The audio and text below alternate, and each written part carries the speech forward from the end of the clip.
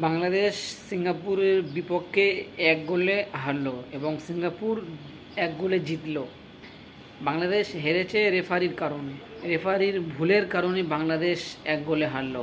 হ্যাঁ, এটাই সঠিক। আপনারা হয়তো বলবেন আপনি বাংলাদেশের সাপোর্ট, এখন হেরে গেছে কি বলবে, রেফারির দোষ দিচ্ছে না। রেফারির দোষ, রেফারি সিঙ্গাপুরের হয়ে খেলিয়েছে। ওই যে পেনাল্টিটা ছিল, ওই বক্সের মধ্যে যে ফাউলটা করলো ওরা, মানে রেফারি একদমই দিল না। সিঙ্গাপুর মনে হচ্ছে টাকা পয়সা খাইয়েছে, ওই জন্য দিল না হয়তো। এরকম কোনো ট্যাপার হয়তো আছে, সিঙ্গাপুরের কাছ থেকে টাকা পয়সা খেয়েছে, বা খোঁজ নিলে দেখা যাবে ওই রেফারিটা সিঙ্গাপুরের বাসিন্দা হয়তো। রেফারির জন্য আজকের বাংলাদেশ হারলো। বাংলাদেশ খুবই দুর্দান্ত খেলছিল, অসাধারণ খেলছে বাংলাদেশ ফুটবল টিম। হামজা চৌধুরী খুবই একটা অসাধারণ একটা অ্যাসিস্ট করেছিল। খুবই সুন্দর খেলছিল বাংলাদেশ ফুটবল টিম, খুবই আক্রমণ করছিল।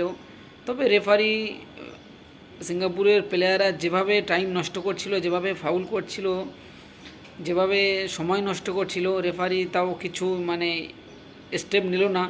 এবং 90 মিনিট পরে দেখা গেল 7 মিনিট এক্সট্রা দিল। 7 মিনিটের জায়গায় 15 মিনিট এক্সট্রা দেওয়ার কথা ছিল, বা 10 মিনিট 12 মিনিট এক্সট্রা টাইম দেওয়ার কথা ছিল। যেখানে এত টাইম নষ্ট করেছে ওরা, সেখানে 7 মিনিট কি হয়? 7 মিনিট কোনো হয়? খুবই টাইম নষ্ট করেছে ওরা, দ্বিতীয় অর্ধে খুবই টাইম নষ্ট করেছে, কিন্তু রেফারি কোনো স্টেপ নিল না। এবং রেফারির অনেক ভুলের কারণে আজকের বাংলাদেশ ফুটবল টিম সিঙ্গাপুরের কাছে 1 গোলে হারলো।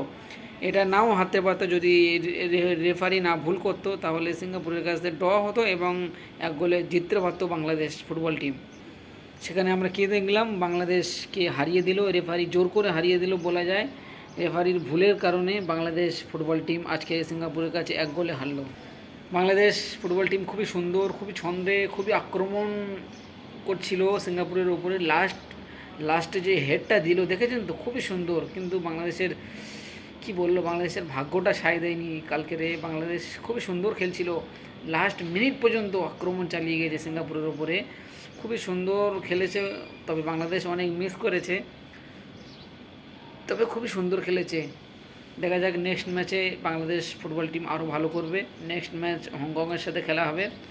নেক্সট ম্যাচ আশা করছি বাংলাদেশ জিতবে, অনেক 3-4 খুবই সুন্দরভাবে জিতবে হংকংয়ের বিরুদ্ধে। আশা করছি বাংলাদেশ যেরকম খেলছে আস্তে আস্তে আরও বড় জায়গায় পৌঁছাবে। বাংলাদেশ ফুটবল টিম আরও বড় জায়গায় যাবে আস্তে আস্তে, এইটা আমি আশা করছি। বাংলাদেশ ফুটবল টিম আরও বড় হবে।